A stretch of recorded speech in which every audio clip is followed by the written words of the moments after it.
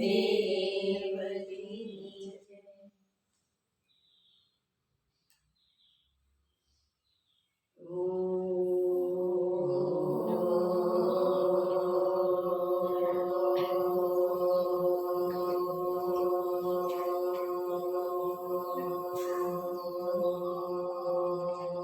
જય.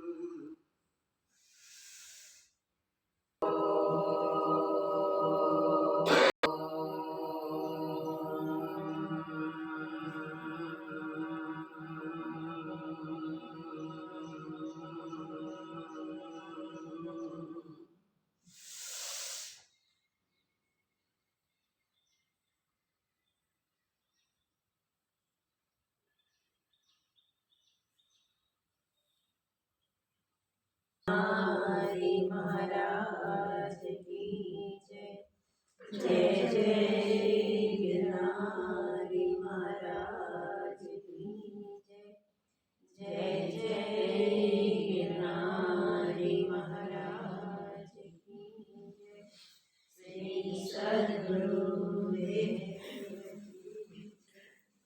के दृष्टांत से वशिष्ठ महाराज स्पष्ट करते हैं कि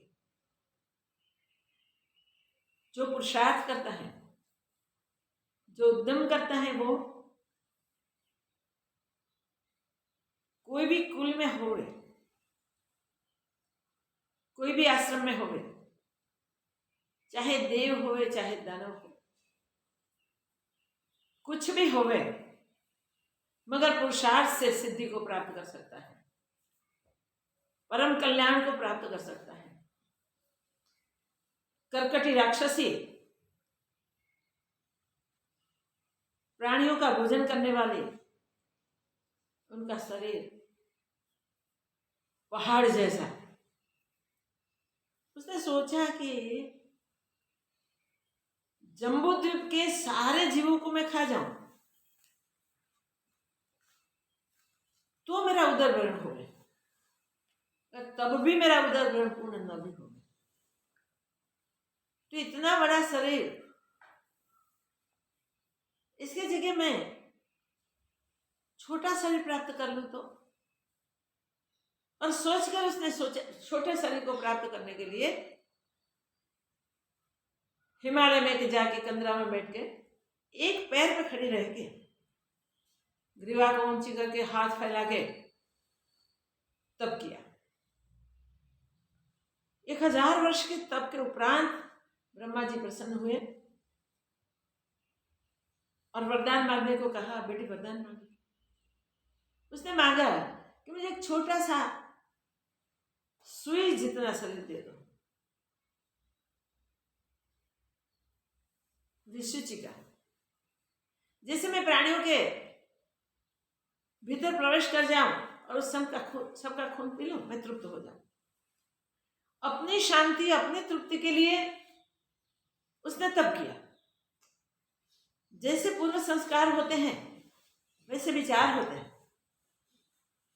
तो ब्रह्मा जी ने बोल दिया था ऐसा ही हो जाएगा, तेरा नाम सूची रहेगा। उसने सूची बनकर पहले तो खुश हो गई। प्राणियों के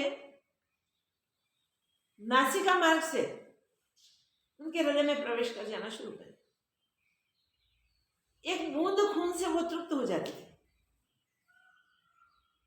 मगर बाद में उसे पता चला कि इतने छोटे शरीर से तो छोटा सा थोड़ा सा पवन आता, मैं उड़ जाती हूँ, धूल में दब जाती हूँ, कीचड़ में फंस जाती हूँ,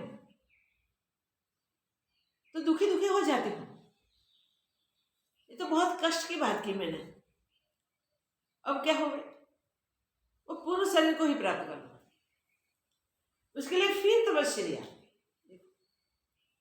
और दारुण तप, सामान्य तप नहीं किया। उसने एक पैर पे खड़े रहकर हिमालय के सूंघ पर ऐसे ही अचल स्थिर हो गए। दृष्टि ऊर्ध्व को, हाथ फैलाया हुआ और शरीर अचल।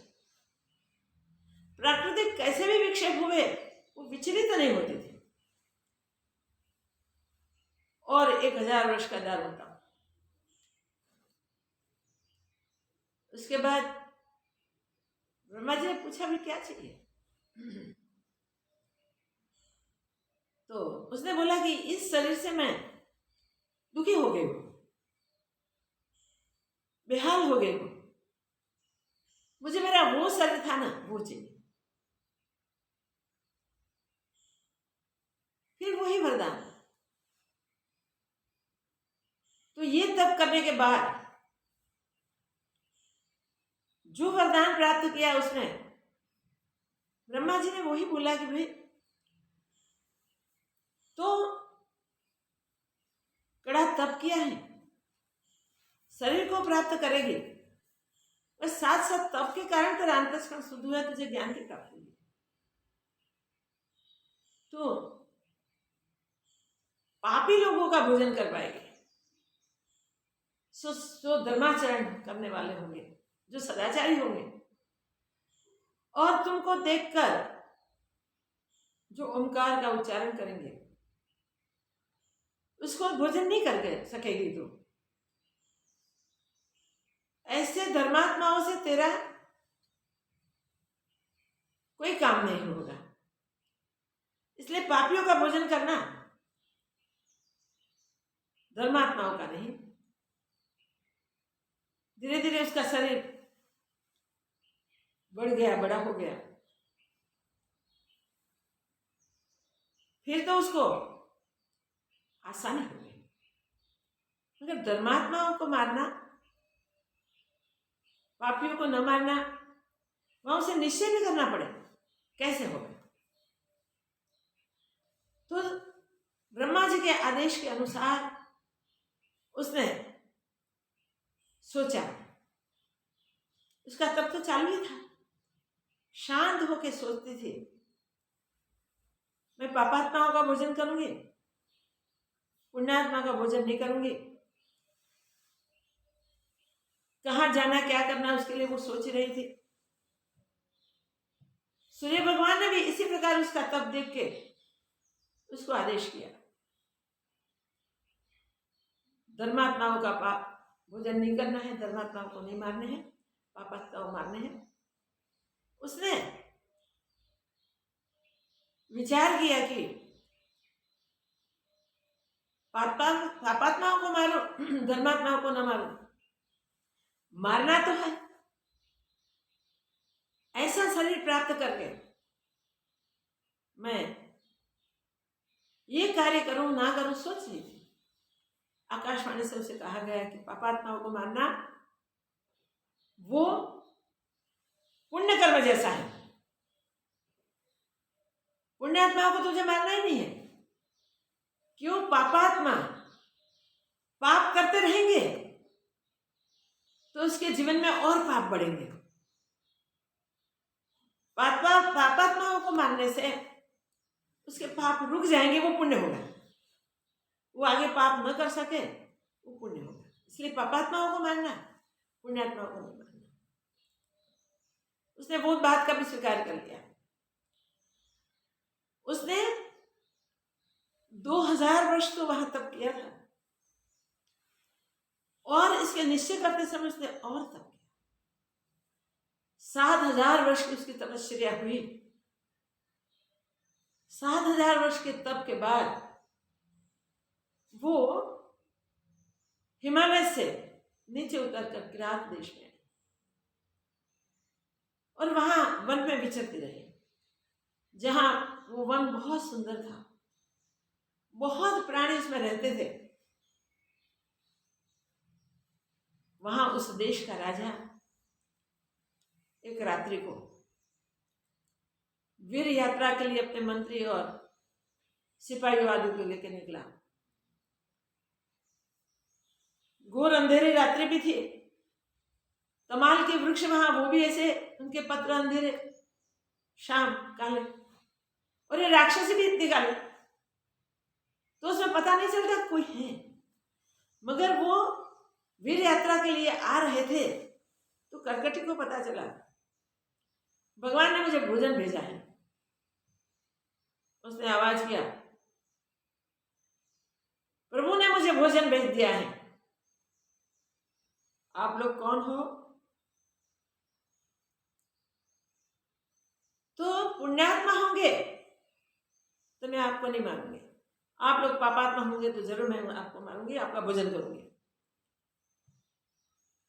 राजा और सैन्य के साथ मंत्री सब नजीक आ गए। राजा ने बोला कि तू कौन है, बता तू कौन है। राजा ने जो बात की उसके साथ, उससे उसको हुआ कि ये कोई धर्मात्मा है। फिर भी उसको डराने के लिए, देखने के लिए, पक्का करने के लिए उसने बड़ा आवाज किया, भयंकर आवाज किया। राक्षसी का आवाज तो कैसा हो, पशु पक्षी सब डर गए। राजा ने बोला कि हम पक्ष पक्ष की तरह डरने जाएंगे। तेरा प्रयोजन बता, तेरा अर्थ बता, जो अर्थ तेरा होगा हम सिद्ध करेंगे। फिर उसने अपने स्वभाव के अनुसार ही बर्ताव शुरू किया। मंत्री आगे आए। मंत्री ने बोला कि यहां से कोई जो अर्थ के लिए आए हैं वो वापस नहीं गए हैं, तेरा अर्थ सिद्ध हो जाएगा, इसलिए जो अर्थ है वो बोल, ये करने की कोई आवश्यकता नहीं है। तब करकटी कहती है कि भाई आप लोग पुण्यात्मा होंगे तो आपका भोजन में नहीं करूंगी, अगर पापात्मा का ही भोजन करूंगी, चाहे इस शरीर छूट जाए। उसने पहले से ही निश्चय किया, जब से वरदान मिला तब से, कि पुण्यात्मा का ही भोजन करना है, पापात्मा का नहीं करना है। चाहे शरीर छूट जाए तो भी मैं ज्ञानियों का भोजन नहीं करूंगी, पुण्यात्माओं का भोजन नहीं करूंगी। अभी भी उसने वही निर्णय बताया कि अगर आप पापात्मा होंगे तो आप मेरे ग्रास हैं, मेरे भोजन के लिए ही परमात्मा ने आप लोगों को भेजे हैं, इसलिए आप बताओ आप कौन हो। और उसने बड़ा आवाज फिर से भी किया। तब मंत्री ने बोला कि तेरे जैसी कहीं भ्रमरिया उड़ती हमने देखी है, तेरा कोई डर में नहीं है। अचल निश्चय करने वाले, तेरा जो अर्थ है बोल, हम सिद्ध कर देंगे। उसको एक ही देखना था, कौन पापात्मा है कौन पुण्यात्मा है। उसको लगा कि ये पुण्यात्मा है, ऐसे तो मैं उसका भोजन नहीं कर पाऊंगी। उसे मैं वार्तालाप करूं, उससे संवाद करूं। तो संवाद करने की इच्छा से वो प्रश्न करते हैं। यहां तक हम आए थे कि इन लोगों की भेंट हुई, किरात देश के राजा की और राक्षसी की, करकट की भेंट हुई, और आगे का संवाद जो चल रहा है आगे देखते हैं। इसी शांता में किराती देश के राजा मंत्रियों और वीरों सहित यात्रा को निकले, तो उनको आते देख राक्षसी ने विचारा कि मुझे भोजन मिला। यह मूढ़ अज्ञानी है और इनको देहाभिमान है। इन मूर्खों के जीने से न यह लोक न परलोक कुछ अर्थ सिद्ध नहीं होता। यह लोक का परलोक का अर्थ सिद्ध नहीं होगा, ये तो अज्ञानी जीव होंगे सब। इसलिए उनका आलोक परलोक एक भी सिद्ध नहीं होगा। इसकी जगह ऐसे जीवों का जीना दुख के निमित्त है, कुछ अर्थ सिद्ध नहीं होता। वो कहते हैं ऐसे जीवों का जीना कोई अर्थ सिद्ध करने वाला नहीं होता, इसलिए इनको यत्न करके भी मारना योग्य है और इनका पालन अनर्थ के निमित्त है। ऐसे मूर्ख लोगों का पालन अनर्थ के निमित्त है। मेहनत पड़े, यत्न करना पड़े तो करके भी इन लोगों को मारना अच्छा है, क्योंकि यह पाप को उदय करते हैं। ब्रह्मा की आदि नीति है कि पापी मारने योग्य है और गुणवान मारने योग्य नहीं। ब्रह्मा जी की आदि नीति ऐसी है कि पापी मारने योग्य है, पुण्यवान मारने योग्य नहीं।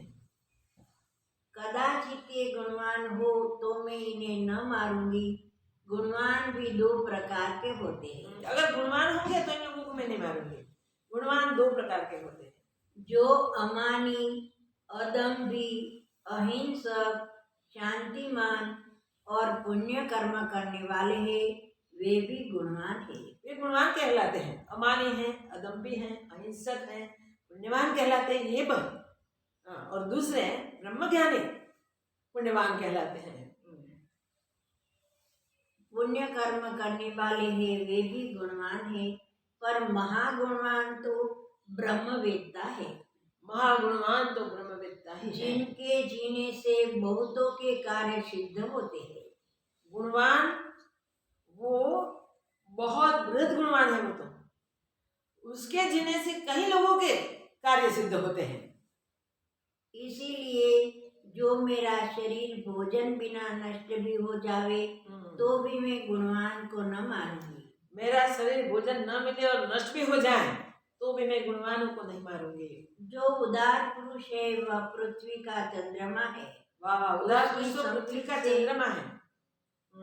उसकी संवित से स्वर्ग और मोक्ष होता है। आहा, उसकी संवित से स्वर्ग भी मिलता है, मोक्ष भी, जो उसके पास मांगो वो मिल जाता है। जैसे संजीवनी बूटी से मृतक भी जीता है, तैसे ही संतों के संग से अमृत होता है। हाँ, संतों के संग से अमृत मिलते हैं। जैसे मुआ हुआ संजीवनी बूटी से जीवंत हो जाता है, वैसे। इससे मैं प्रश्न करके उनकी परीक्षा लूं, सोचा, कदाचित वह भी गुणवान हो। कदाचित वह भी गुणवान हुए तो प्रश्न करके मैं उनकी परीक्षा लूं। यह कमल नयन ज्ञानवान भासते हैं। यदि यथार्थ ज्ञानवान पुरुष है तो पूजने योग्य है, और जो मूर्ख है तो दंड देने योग्य है। यथार्थ ज्ञानवान पुरुष है तो पूजने योग्य है। ये कमल नयन दिखते तो है ज्ञानवान होवे, वैसे मूर्ख होवे तो दंडने योग्य है। और मैं उनको अवश्य भोजन करूंगी। अगर वो गुणवान नहीं होंगे, मूर्ख होंगे, तो मैं अवश्य उनका भोजन कर जाऊंगी। वशिष्ठ जी बोले, हे राम जी, तब वह राक्षसी उनको देख के मेघ की नाई गरजने लगी। उनको देख के मेघ के बादलों की तरफ गरजने लगी और कहा, अरे आकाश के चंद्रमा और सूर्य, तुम कौन हो? आकाश के चंद्रमा और सूर्य, तुम हो कौन? गरज के पूछती है। हो अथवा दुर्बुद्धि हो? तुम बुद्धिमान हो या दुर्बुद्धि हो, कौन हो? कहाँ से आए हो और तुम्हारा क्या आचार है? क्या करते हो, कहाँ से आए हो? तुम तो मुझको ग्रास की नाई आन प्राप्त हुए हो। कह तो वही दिया, तुम मुझे ग्रास की नाई आन प्राप्त हो गए हो। मेरा ग्रास प्रभु ने भेजा है।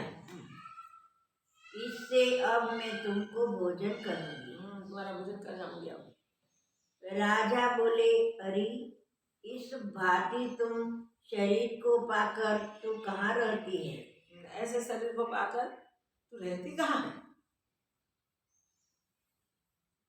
राजा बोले, अरे इस भौतिक तुच्छ शरीर को पाकर तू कहाँ रहती है?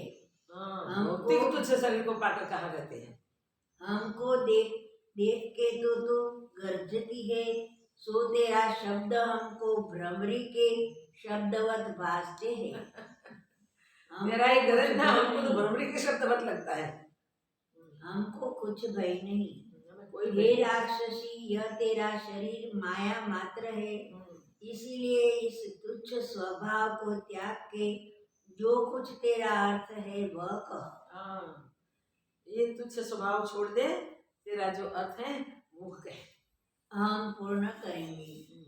तब राक्षसी ने उनके डराने को ग्रीवा और भुजा को ऊंचे करके प्रलय काल के मेघ की नाई फिर शब्द किया कि जिनके नाद से पहाड़ भी चूर्ण हो जावे। ऐसा आवाज किया कि जिससे पहाड़ भी चूर्ण हो जाए। डराने के लिए राक्षसी ने फिर बहुत प्रलय काल के जो सब प्रलय काल में जैसे गगड़े पहाड़ वैसे आवाज किया। निदान सब दिशाएं शब्द से भर गई और वह बिजली की नाई नेत्रों को चमकाने लगी। बिजली की नाई अपने नेत्रों को चमकाने लगी।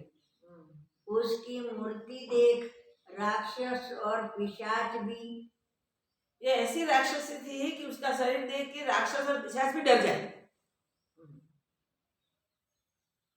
पर ऐसे भयानक स्वरूप को देख के भी उन दोनों ने धीरज रखा। ऐसे भयानक उसके रूप को देखकर भी राजा और मंत्री ने धीरज रखी। मंत्री ने कहा, अरे राक्षसी, ऐसे शब्द तू व्यर्थ करती है। शब्द क्यों व्यर्थ क्यों गरजती है? ऐसा मंत्री ने कहा उसे। इससे तो तेरा कुछ प्रयोजन न सिद्ध होगा, इसीलिए इस आरंभ को त्याग के अपना अर्थ कह। ये जो कर रही है वो सब छोड़ और जो अर्थ है वो कह। बुद्धिमान पुरुष उस अर्थ को ग्रहण करते हैं जो अपना विषयभूत होता है, और जो अपना विषयभूत नहीं होता उसके निमित्त वे यत्न नहीं करते। अपना विषयभूत जो होता है उसके लिए कुछ उद्यम करते हैं, विषयभूत नहीं होता उसके लिए बुद्धिमान पुरुष कभी यत्न नहीं करते। हम तेरे विषयभूत नहीं, तुम ऐसे तो हमारों ने, तुम जैसे को हजारों ने हमने मार डाला है। तुम जैसे हजारों ने हमने मार डाला है, हम इससे डरने वाले नहीं हैं। हे राक्षसी, हमारे धैर्य रूपी पवन से तुम ऐसी अनंत मक्खियां तृणवत उड़ती फिरती है। हमारा जो धैर्य ऐसा है ना कि तेरे जैसी अनंत अगणित मक्खियां उड़ती फिरती है। हमारे धैर्य के पवन से तुम उड़ जाओगे, यहाँ खड़ी नहीं रह पाओगे। इससे अपने नीच स्वभाव को त्याग कर स्वस्थ चित्त होके जो कुछ तेरा प्रयोजन हो सो कह। अपना नीच स्वभाव छोड़ स्वस्थ स्थित चित्त करके अपना जो प्रयोजन है वो कहा। बुद्धिमान स्वस्थ चित्त होके व्यवहार करते हैं। बुद्धिमान हमेशा स्वस्थ चित्त होके व्यवहार करते हैं, उद्विग्न होके कभी व्यवहार नहीं करते। वो हमेशा किसी भी परिस्थिति में स्वस्थ चित्त रहते हैं और स्वस्थ होकर ही व्यवहार करते हैं। स्वस्थ चित्त बिना व्यवहार किया और व्यर्थ हो जाता है, किया भी सिद्ध नहीं होता। यह आदि नीति है। ये आदि नीति है। स्वस्थ चित्त बिना कुछ भी व्यवहार करो वो सफल नहीं होता। हमारे पास से स्वप्न में भी कोई अर्थी व्यर्थ नहीं गया। अभी तक कोई अर्थी हमारे पास आके व्यर्थ नहीं गया है। कोई भी अर्थी के अर्थ हमारे पास सिद्ध हुए ही है।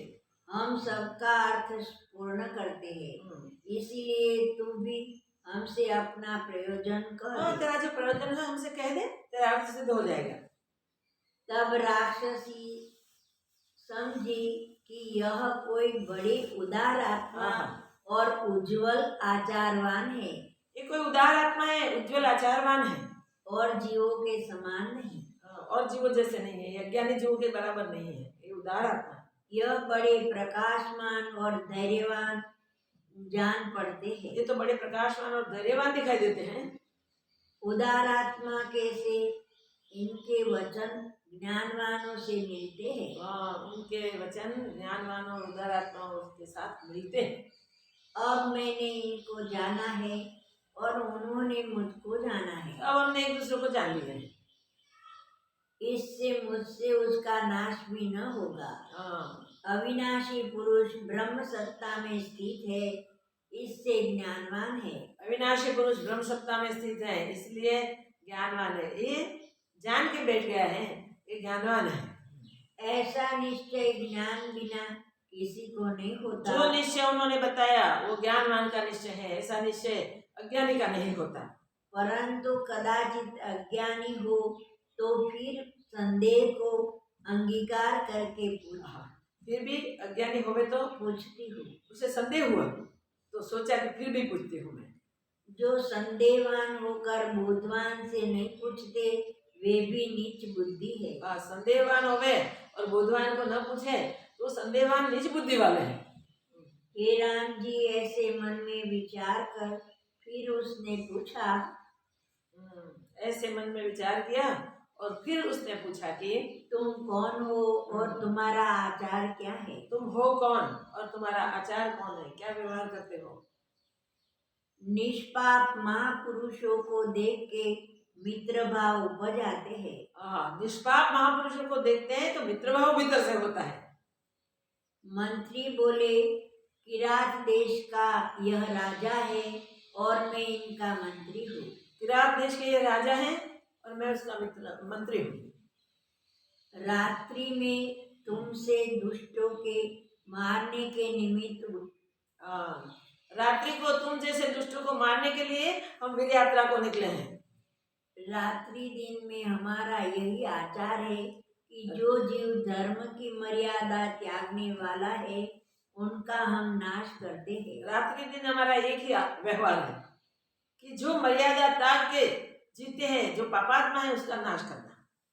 जैसे अग्नि ईंधन का नाश करता है। राक्षसी बोली, हे राजन, यह तेरा दुष्ट मंत्री है। जिस राजा का मंत्री भला नहीं होता वह राजा भी भला नहीं होता। ये राजा है तो तेरा दुष्ट मंत्री है। मारने की बात की ना, जो देखो मंत्री भला न हो राजा का तो राजा भी भला नहीं होता। और जिस राजा का मंत्री भला होता है उसकी प्रजा भी और शांतिमान होती है। जिस राजा का मंत्री भला होता है उसकी प्रजा भी शांतिमान होती है, सुख से रहती है।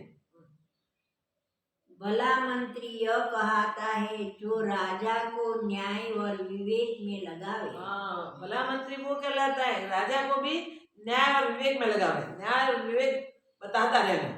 जो राजा विवेकी होता है वह शांतात्मा होता है। राजा विवेकी होता है वो शांतात्मा होता है। और जो राजा शांतिमान हुआ तब प्रजा भी शांतिमान होती है। राजा शांतिमान तो प्रजा भी शांतिमान। सब गुणों से जो उत्तम गुण है वह आत्मज्ञान है। हाँ, सब गुणों में उत्तम गुण है जो वो आत्मज्ञान है।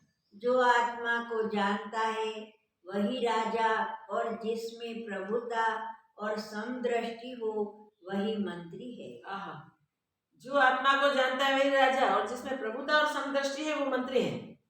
जो प्रभुता और समदृष्टि से रहित है वह न राजा है न मंत्री है। प्रभुता नहीं है, समदृष्टि नहीं है, न वो राजा है न वो मंत्री है। हे राजन, जो तुम आत्मज्ञानवान हो,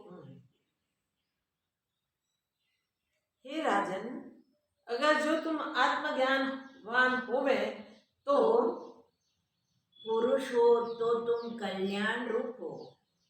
तो तुम कल्याण रूप हो। अगर आत्मज्ञान तुम्हें है तो तुम कल्याण रूप हो। आत्मज्ञानवान पुरुष हो तो तुम कल्याण रूप हो। जो ज्ञान से रहित होता है उसको भी भोजन करती हूँ। जो ज्ञान रहित है उसका ही मैं भोजन करती हूँ। ज्ञानवान है वो तो कल्याण करता है, उसका भोजन में नहीं करती। तुम्हारे छूटने का उपाय यही है कि जो मैं प्रश्नों का समूह पूछती हूँ उसका उत्तर दो। तुम्हारा मुझसे छूटने का बचने का उपाय यही है कि मैं जो प्रश्न करूं उसका उत्तर तुम दो। जो तुमने प्रश्नों का उत्तर दिया तो मेरे पूजने योग्य हो, और जो मेरा अर्थ होगा तो मैं कहूंगी। अगर मेरे प्रश्नों का सही उत्तर तुम दोगे तो फिर मेरा जो अर्थ होगा वो मैं फिर कहूंगी, क्योंकि तुम आत्मज्ञान साबित हो जाओगे। इसलिए तुम पूर्ण करना हो तो मेरा अर्थ तुम पूर्ण करना हो तो करना। तुमने प्रश्नों का उत्तर न दिया तो तुम्हारा भोजन करूंगी। अगर तुमने मेरे प्रश्न का उत्तर न दिया तो मैं तुम्हारा भोजन कर जाऊंगी। वशिष्ठ जी बोले, हे राम जी, जब इस प्रकार राक्षसी ने कहा तब राजा बोले, तो प्रश्न कर, हम तुमको उत्तर देंगे। राजा ने बोला, ठीक है, तुम प्रश्न कर, हम उत्तर देंगे। राक्षसी बोली, हे राजन, वह एक कौन अणु है जिससे अनेक प्रकार हुए हैं?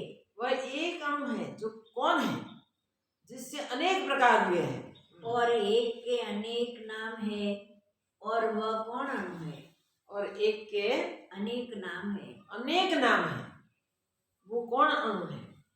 जिसमें अनेक ब्रह्मांड होते हैं और लीन भी हो जाते हैं। जिसमें अनेक ब्रह्मांड उपस्थित होते हैं और लीन भी हो जाते हैं।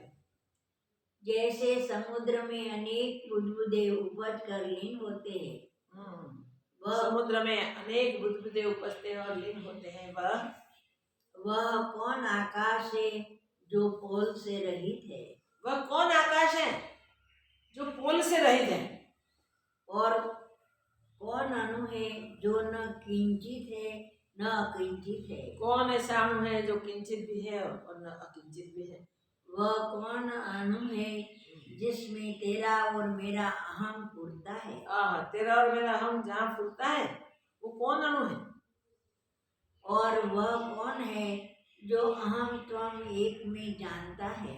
वो कौन है जो अहम त्वम दोनों को एक में ही जानता है? वह कौन है जो चला जाता है और कदाचित नहीं चलता? वो कौन है वो चला जाता है फिर भी कदाचित नहीं चलता? और वह कौन है जो तिष्ठित भी है और अतिष्ठित भी है? वो कौन है जो तिष्ठित भी है और अतिष्ठित भी है? वह कौन है जो पाषाणवत है और वह कौन है जिसने आकाश में चित्र किए हैं? वो पाषाणवत है और वो कौन है जिसने आकाश में चित्र डोले हैं? वह कौन अग्नि है जो दाहक शक्ति से रहित है? कौन अग्नि है वो जो दाहक शक्ति से रहित है, जिसमें दाह शक्ति है ही नहीं, वो कौन अग्नि है? और अग्नि रूप है। और वह अग्नि कौन है जिससे अग्नि उपजी है? वो अग्नि कौन है जिससे अग्नि उपजी है? वह कौन अणु है जो सूर्य, अग्नि, चंद्रमा और तारा जो के प्रकाश से रहित और अविनाशी है? वो कौन अग्नि है जो सूर्य, चंद्र, तारा आदि के प्रकाश से रहित और फिर भी अविनाशी है?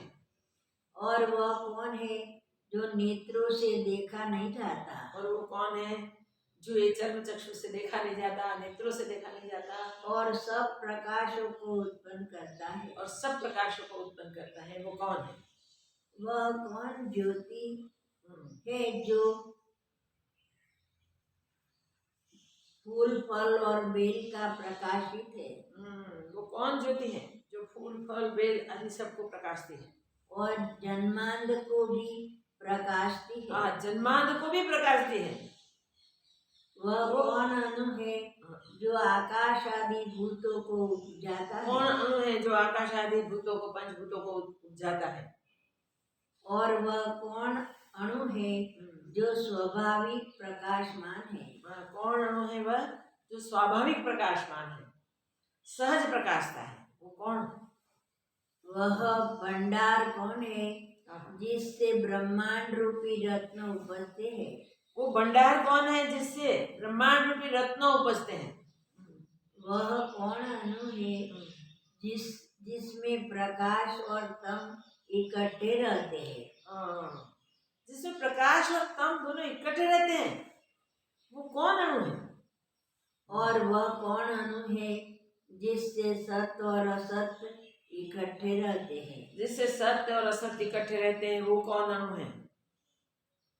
वह कौन अणु है जो दूर है परंतु दूर नहीं? वो कौन अणु है जो दूर है फिर भी दूर नहीं, समीप है? और वह कौन अणु है जिसमें सुमेरु आदि पर्वत भी समाये रहे हैं?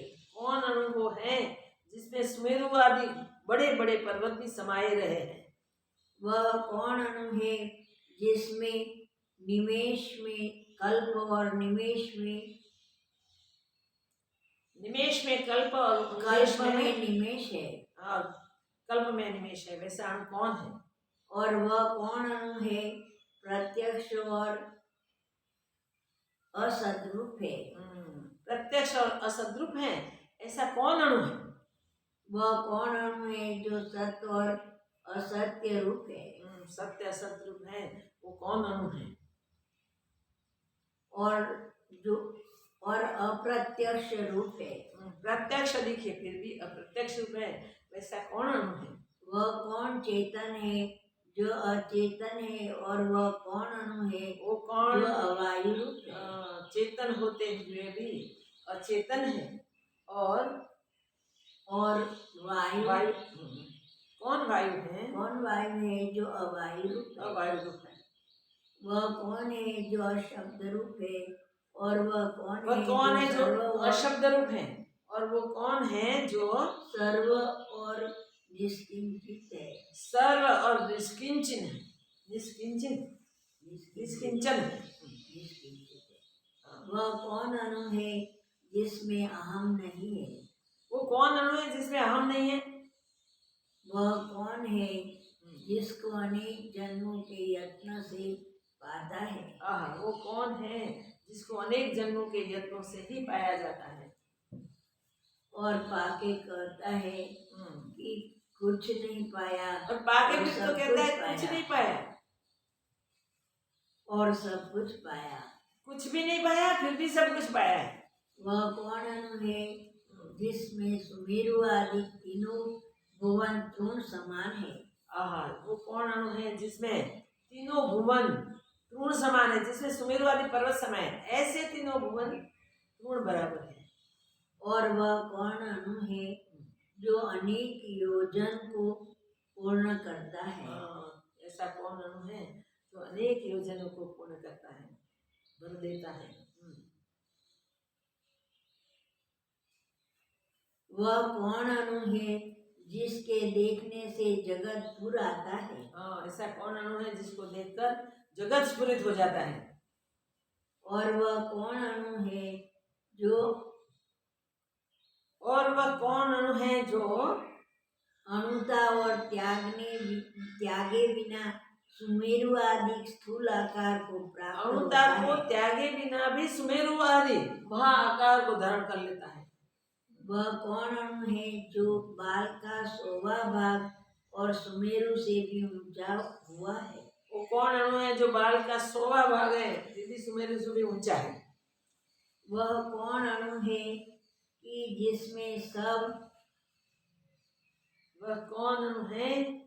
अनुभव स्थित है? अनुभव स्थित है, सारे अनुभव स्थित है, वैसा अणु कौन है?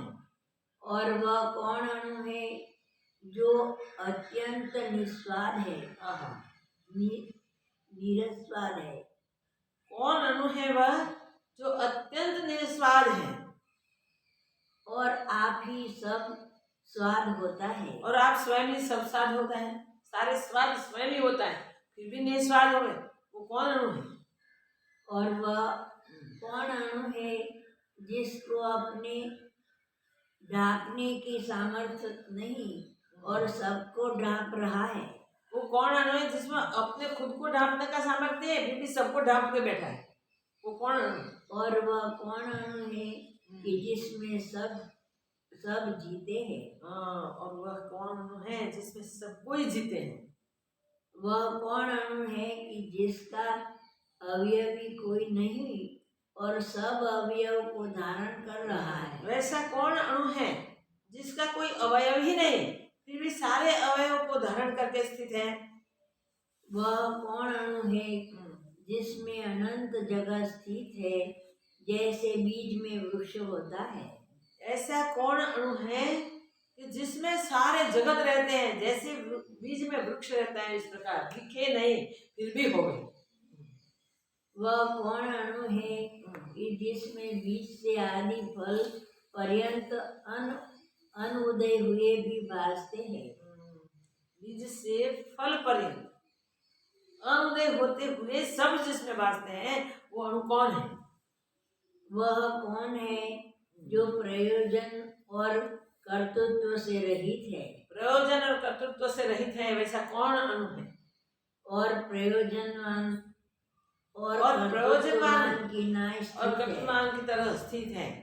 कोई प्रयोजन नहीं, कोई कर्तृत्व का अभिमान नहीं, फिर भी कर्तृत्ववान की जैसे, प्रयोजनवान जैसे जो स्थित है, वैसा कौन अणु है? वह कौन दृष्टा है जो दृश्य से मिलाकर दृश्य होता है? कौन दृष्टा है जो दृश्य से मिलकर दृश्य हो जाता है? और वह कौन है जो वह कौन है जो नष्ट हुए भी आपको अखंड देखता है? सब दृष्टों को नष्ट हुए भी आपको अखंड समझता है, वो कौन अणु है? वह कौन है कि जिसमें जाने से दृष्टा दर्शन दृश्य तीनों का लय हो जाता है? वो कौन है जिसमें दृष्टा दर्शन और दृश्य जानने के साथ ही लय हो जाते हैं? एक ऐसा अणु है जिसको जानने से दृष्टा दर्शन और दृश्य तीनों लय हो जाते हैं। जैसे सोने के जानने से भूषण भाव लीन हो जाते हैं, जैसे स्वर्ण को जानने से भूषण भाव लीन हो जाता है, और वह कौन है जिससे भिन्न कुछ नहीं? और वह कौन है जिससे भिन्न और कुछ नहीं? जैसे जल भिन्न तरंग का अभाव है। जल से भिन्न जैसे तरंग का अभाव है, जल न हो तो तरंग हो ही नहीं सकता, वैसे वह एक ही कौन है जो देश काल वस्तु के परिचिन से रहित? वो एक ही कौन है जो देश काल वस्तु परिच्छेद से रहित सत असत के नाय स्थित है? सत और असत के नाय स्थित है। और वह कौन अद्वैत है जिससे द्वैत भी भिन्न नहीं? वो कौन अद्वैत है जिससे द्वैत भी भिन्न नहीं है? द्वैत भी अद्वैत रूपी जिसमें है, वो कौन अणु है?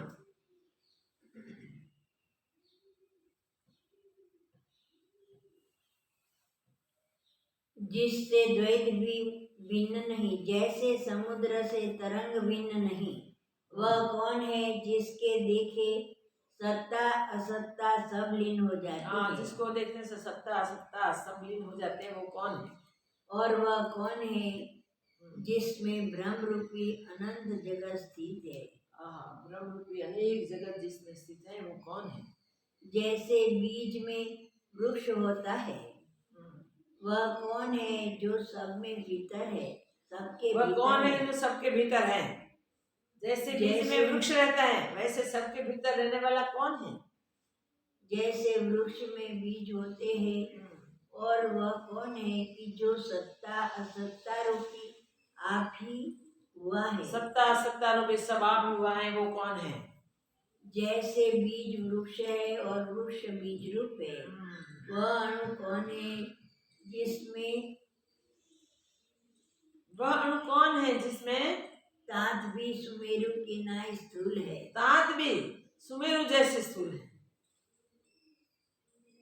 और जिसके भीतर कोटि ब्रह्मांड है। जिसके भीतर कोटि ब्रह्मांड है, वो कौन अणु है? इसको तुम अपने मुख से दूर करो। इस सारे प्रश्नों को तुम अपने मुख से दूर करो, उत्तर दो। जिसके भीतर को जिसमें तात भी सुमेरु की नाय स्थूल है, और जिसके भीतर कोटि ब्रह्मांड है। हे राजन, उस अणु को देखा हो तो कहो, यही मुझको संशय है, इसको तुम अपने मुख से दूर करो। मुझे संशय है, तुम जानते हो तो बताओ, अपने मुख से दूर करो। जिससे संशय निवृत्त न हो, उसको पंडित न कहना चाहिए। जिससे संशय निवृत्त न हो सके, वो पंडित नहीं कहलाता। जो ज्ञानवान है, उनको इन प्रश्नों का उत्तर कहना सुगम है। ज्ञानवानों के लिए इस प्रश्नों का उत्तर करना सुगम है। इन संशयों को वह शीघ्र ही निवृत्त कर देते हैं। इस सारे संशयों को ज्ञानवान शीघ्र ही निवृत्त कर देते हैं। जो अज्ञानी है, उनको उत्तर देना कठिन है। अज्ञानियों के लिए इसका उत्तर देना कठिन है। हे राजन, जो तुमने मेरा प्रश्न का उत्तर दिया, तो तुम मेरे पूजने योग्य हो। और जो मूर्खता से प्रश्न का उत्तर न दोगे, प्रश्न का उत्तर दे सकोगे तो मेरे पूजने योग्य होंगे तुम। अगर मूर्खता रख के प्रश्न का उत्तर नहीं दे सकोगे तो के विपर्य जानोगे, और प्रश्न को विपर्य उल्टा जानोगे, तो तुम दोनों को भोजन तो तुम दोनों का मैं भोजन कर जाऊंगी। सकोगे तो मैं जानूंगी तुम ज्ञानवान, और मेरे प्रश्नों का उत्तर नहीं दे सकोगे तो मैं जानूंगी तुम अज्ञानी, तुम मूर्ख हो, मेरे भोजन के लिए योग्य हो। को भोजन कर जाऊंगी, और फिर तुम्हारी सब प्रजा को ग्रास कर लूंगी। पहले तुम दोनों का भोजन कर जाऊंगी, फिर तुम्हारी सारी प्रजा को खा जाऊंगी। क्योंकि मूर्ख पापियों का मारना श्रेष्ठ है। क्योंकि पापियों को मारना श्रेष्ठ है। पाप करने से छूटेंगे। जो आगे पाप न करें, पाप करने से छूट जाए, इसलिए पापियों को मारना योग्य है।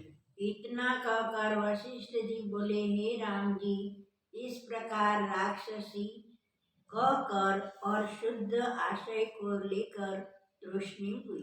इस प्रकार कहकर राक्षसी शुभ आशय को धारण करके शांत हो गई, तूष्णीम हो गई। और जैसे शरद काल में मेघ मंडल निर्मल होते हैं, तैसे निर्मल हुई। वाह, इतने प्रश्न करके शरद काल आकाश मंडल जैसे निर्मल होता है, वैसे वो निर्मल हो गई। इतने कि जो प्रश्न आत्मज्ञान के थे वो तो निर्मल थी ही, मगर इतने सारे प्रश्न करके वो स्वयं निर्मल हो गई, शांत हो गई, तूष्णीम हो गई। वो फिर प्रश्न नहीं करती है। सारे प्रश्न का अब उत्तर राजा को, मंत्री को देना है। अब प्रकरण का प्रारंभ नया होता है, इसलिए ये हम प्रकरण कल देखेंगे।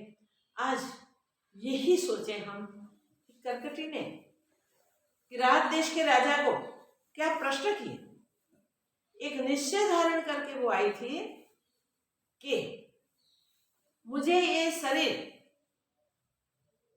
और शरीर के साथ वरदान दोनों ब्रह्मा जी की कृपा से प्राप्त हुए हैं। और साथ साथ ब्रह्मा जी ने जैसे मुझे कहा है कि जैसे एक मनुष्य छाया के निमित्त आम के पेड़ के नीचे जाके बैठे और उसको आम फल भी साथ में मिल जाए तो छाया भी मिले, आम फल भी मिले, वैसे तुमने तब किया है तो उसका परिणाम है मनोवांछित तुझे मिलेगा, साथ साथ तुम्हें पूर्ण ज्ञान भी हो गया है, परम ज्ञान भी हो गया है। तो परम ज्ञान प्राप्त करके मैं आई हूँ और मुझे ब्रह्मा जी ने आदेश किया है कि तुम पुण्यात्माओं को नहीं मारेंगे, पापात्मा को ही मारेंगे। वो पुण्यात्मा दो प्रकार के होते हैं। एक पुण्यात्मा अहिंसक, देखिए कितनी बड़ी बात भी, और स्वयं स्वस्थ अज अविनाशी और पुण्य कर्म करने वाले हैं। अज अविनाशी को जानने वाले, पुण्य कर्म करने वाले, अहिंसक है, अगम्य है, अदम्भी है, अमानी है, जिसको मान की जरूरत नहीं, वो भी पुण्यात्मा है। और दूसरे पुण्यात्मा है वो ब्रह्मज्ञानी, ब्रह्मविद्ता है, जो ब्रह्म स्वरूप को जानते हैं। तो दोनों में से मैं एक को भी नहीं मारूंगी।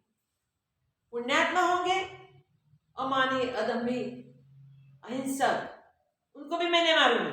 पुण्य कर्म करने वाले तो होंगे ही वो, इसलिए। और जो आत्मज्ञानी है उसको तो मारने का कोई प्रश्न ही नहीं, सवाल ही नहीं। तो मैं प्रश्न उत्तर करके जान सकती हूँ कि कौन ज्ञानी है, कौन अज्ञानी है, कोई पुण्यशाली है, कौन पापात्मा है। तो किरात देश के राजा की भेंट सबसे पहले हुई और राजा और मंत्री से उनका संवाद हुआ। उसको हुआ कि लगता है कि ये लोग ज्ञानी हो, धर्मात्मा हो, मगर प्रश्न करके मैं देखूं कि वो ज्ञानी है या नहीं है। वो सोचते हैं जो संशय होवे और पुण्यात्मा को न पूछे, संशय का समाधान न करे तो वो भी गलत है। इसलिए समाधान कर लेना चाहिए। इसलिए संशय का समाधान करने के लिए वो प्रश्न करते हैं। और जो प्रश्न करते हैं हमने सब सुना कि कितने दीर्घ प्रश्न किए उसने, मगर प्रश्न का उत्तर, उसके प्रश्न करने की चतुरता कितनी है। एक ही सत्य को जानने के लिए अनेक प्रकार से वो जाना जाए, इस प्रकार उसने इतने सारे प्रश्न किए हैं। वो सारे प्रश्न का उत्तर राजा को, मंत्री को देना है और उसके ऊपर से ही वो निर्णय करेगी कि राजा और मंत्री ज्ञानी है अज्ञानी है। उसने स्पष्ट करके कह दिया, अगर तुम ज्ञानवान होंगे तो तुम्हारा भोजन नहीं करूंगी, अगर तुम अज्ञानी साबित होंगे तो मैं तुम दोनों का पहले भोजन कर लूंगी, फिर तेरी सारी प्रजा का भी भोजन कर लूंगी। ऐसे करके वो तृष्णिम हो गए, शांत हो गए, मौन हो गए। और एक ही अपेक्षा है कि उत्तम प्रश्न का उत्तर मिले, उत्तम ये प्रश्नों का उत्तर मिले, जो चाहती थी वैसे प्रश्नों का उत्तर मिले। ऐसे करके वो तृष्णिम हो गए। अब राजा उसका उत्तर देंगे जो कल देखेंगे। पूर्णमिदं पूर्णात् पूर्णमुदच्यते पूर्णस्य पूर्णमादाय पूर्णमेवावशिष्यते। ओम शांति शांति शांति। ओम त्र्यंबकं सुगंधिपुष्टिवर्धनम् उर्वारुकमिव मृत्युर्मुक्षीमां तत्। ओम त्र्यंबकं सुगंधिपुष्टिवर्धनम् उर्वारुकमिव मृत्युर्मुक्षीमां तत्। ओम त्र्यंबकं सुगंधिपुष्टिवर्धनम् उर्वारुकमिव मृत्युर्मुक्षीमां तत्। ओम त्र्यंबकं सुगंधिपुष्टिवर्धनम् उर्वारुकमिव मृत्युर्मुक्षीमां तत्। ओम त्र्यंबकं सुगंधिपुष्टिवर्धनम् उर्वारुकमिव मृत्युर्मुक्षीमां तत्। ओम त्र्यंबकं सुगंधिपुष्टिवर्धनम् उर्वारुकमिव मृत्युर्मुक्षीमां तत्। ओम त्र्यंबकं सुगंधिपुष्टिवर्धनम् उर्वारुकमिव मृत्युर्मुक्षीमां तत्। ओम त्र्यंबकं सुगंधिपुष्टिवर्धनम् उर्वारुकमिव मृत्युर्मुक्षीमां तत्। ओम त्र्यंबकं सुगंधिपुष्टिवर्धनम् उर्वारुकमिव मृत्युर्मुक्षीमां तत्। ओम त्र्यंबकं सुगंधिपुष्टिवर्धनम् उर्वारुकमिव मृत्युर्मुक्षीमां तत्।